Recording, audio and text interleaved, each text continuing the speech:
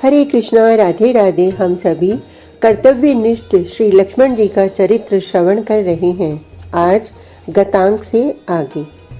राम ने शांति बनाए रखते हुए संयम से काम लिया और यह जानकर कि भरत के प्रति रोष के कारण लक्ष्मण अपना विवेक खो बैठे हैं, उन्हें समझाते हुए कहा, मूर्ख मत बनो लक्ष्मण, मेरी बात ध्यान से सुनो।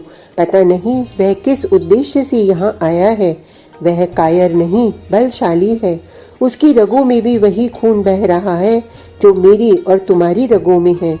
हाँ, दौड़ रहा है, किंतु जब गंगा की एक धारा किसी गड्ढे में रुक जाती है तो वहाँ का पानी गंदा हो जाता है। वह जल गंगा जल नहीं होता, वह गंदा जल होता है। तो इसमें पानी का क्या दोष? यह तो जगह का दोष हुआ।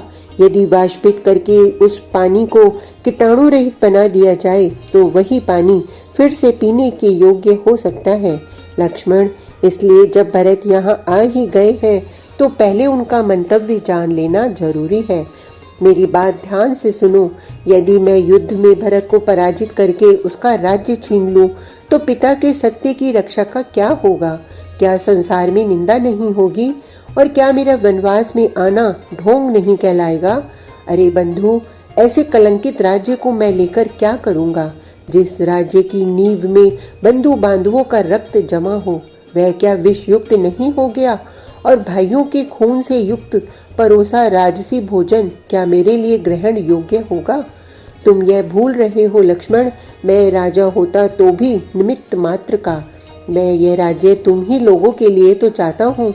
मैं धनुष छूकर सौगंध खाकर यह कहता हूँ कि राजा भरत हो या लक्ष्मण अथवा शत्रुघ्न, मेरे लिए एक ही बात है। और तुम शायद परिचित नहीं हो या भूल रहे हो, भरत भी तुम्हारी ही तरह भातृभक्त है। वे भी मुझे प्राणों से बढ़कर प्रिय हैं। और देखो, तुमने जो अनुमान लगाया है उसके साथ मेरा भी अनुमान सुन लो। भरत ने अयोध्या में लौटने पर जो दुखद समाचार सुना उससे वह बौखला उठा। उसने राज्य ग्रहण करना अस्वीकार करते हुए माता को तिरस्कृत भाव से कठोर शब्द कहते हुए उनकी अवमानना की होगी। और पिताजी को प्रसन्न करके वह हमारा अनुज मुझे राज्य देने के लिए यहाँ आया है। और भरत का यहाँ हमसे मिलने आना यह उसका अधिकार है। हमारे प्रति अहित का विचार तो उसके मन में आ ही नहीं सकता। लक्ष्मण, मुझे दुख हो रहा है कि तुम्हारे मन में भरत के प्रति ये विचार आई कैसे?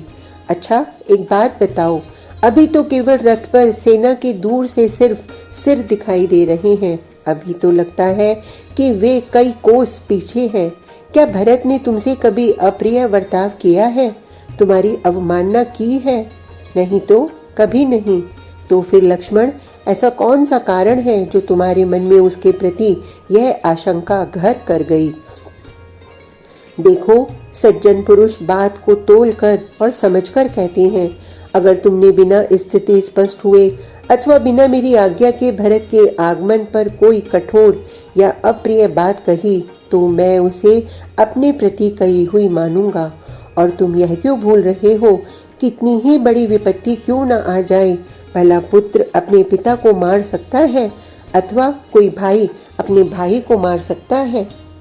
हे लक्ष्मण, यदि तुम चाहो तो मैं आज ही इसका निर्णय कर सकता हूँ। मैं भरत से कह दूंगा कि हे भाई, यदि तुम मुझे बड़ा मानते हो तो तुम यह राज्य, यह सिंहासन लक्ष्मण को दे दो। तुम जानते हो लक्ष्मण, इसका क्या उत्तर होगा? वह सहर्ष मेरी बात स्वीकार करके आत्मसमर्पण कर देगा। वह राज्य तुम्हें देकर सन्यासी हो जाएगा। लक्ष्मण ने जब यह सुना तो वास्तव में उन्हें आज पहली बार लज्जा का अनुभव हुआ।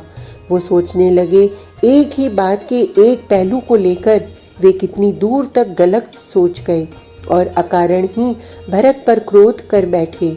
लक्ष्मण बहुत लज्जित थे, अतः बड़ी कठिनाई से राम से आंख मिलाते हुए बोले, हे भैया, मुझे तो लगता है कि स्वयं पिता ही आपसे मिलने यहाँ आए हैं।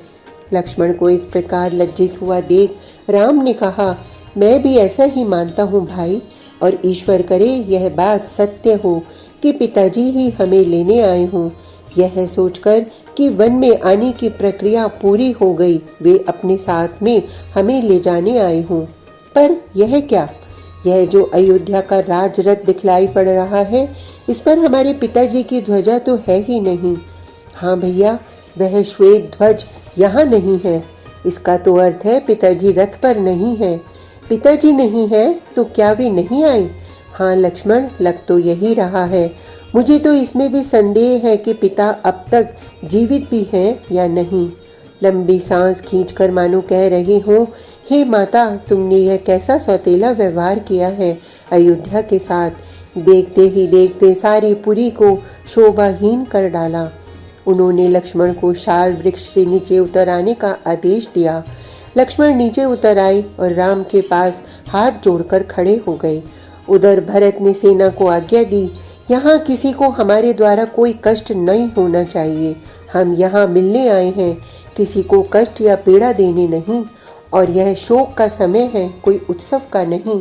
अतः किसी प्रकार के उत्साह की झलक भी न दिखाई पड़े। राम और लक्ष्मण दूर से भरत के ये वाक्य सुन रहे थे। राम ने यह सुनकर लक्ष्मण की तरफ देखा। लक्ष्मण और सकुचा से गए।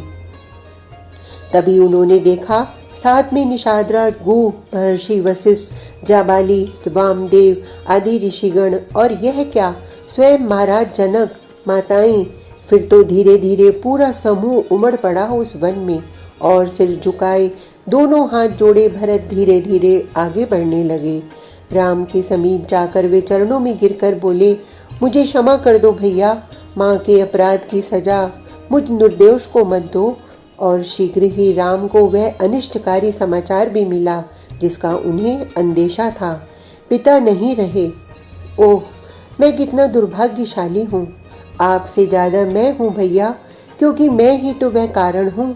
न मैं जन्मता, न राज्य की मांग का भागी बनता, और न पिता को असमय यह संसार छोड़ना पड़ता।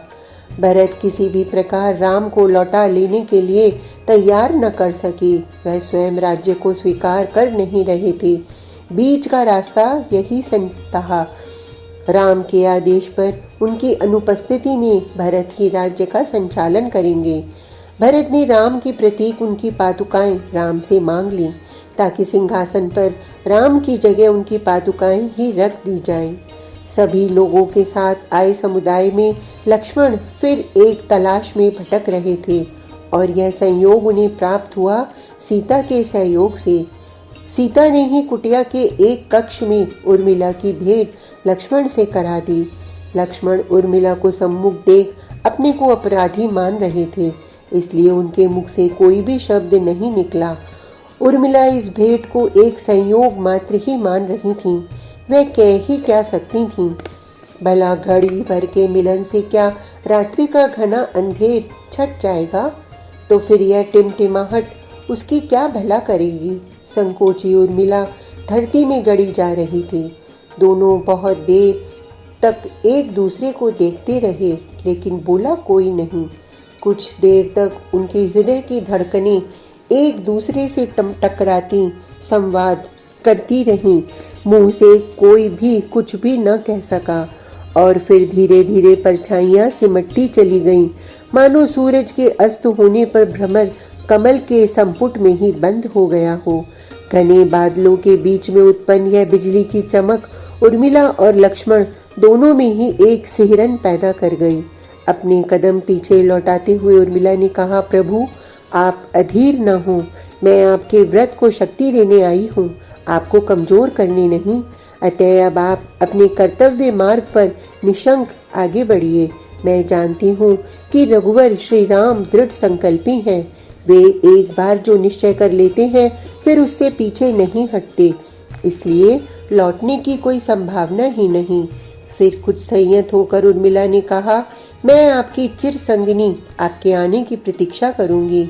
यह शरीर प्रतीक्षा में भले ही काला पड़ जाए, पर यह मन सदा ही उजला रहेगा। और फिर लक्ष्मण के चरणों पर अपना शीश झुकाती हुई वह प्राण बल्लभा आंखों के आंसुओं को आंखों में ही रोक कर पल्लू से अपना मुंह छिपाए सीता के कंधे से जा लगी। अपनी हिचकियों को यहाँ भी प्रकट नहीं करना चाहती थी, इसलिए उसकी धड़कनें हिचकियों के दबाव से तेज हो गईं। श्री राम को अनेक संतों महर्षियों ने समझाया, स्वयं वशिष्ठ ने भी उन्हें लौट चलने के लिए तैयार किया, किंतु राम के सम्मुख तो एक ही बात थी कि वचनों से बंधे पिता के प्राण का पालन उनका दायित्व है। लेकिन यदि आज स्वयं पिता होते तो इन स्थितियों में लौट सकते थे, लेकिन पिता की अनुपस्थिति में जो आदेश है उस अवधि को पूरा करके ही निभाया जा सकता है। यही निर्णय लेते हुए राम ने भरत को आश्वस्त किया और कहा, 14 वर्ष की अवधि पूरी करके जब मैं वन से लौटूंगा तब अपने इन धर्मशील भाइयों के साथ इस भूमंडल का राजा बनूंगा। भरत पादुकाएं लेकर अयोध्या लौट आए तथा राम, लक्ष्मण और सीता सहित अपनी यात्रा के अगले पड़ाव के लिए चल दिए। आज का प्रसंग इतना ही। कल तक के लिए हरे कृष्णा, राधे राधे।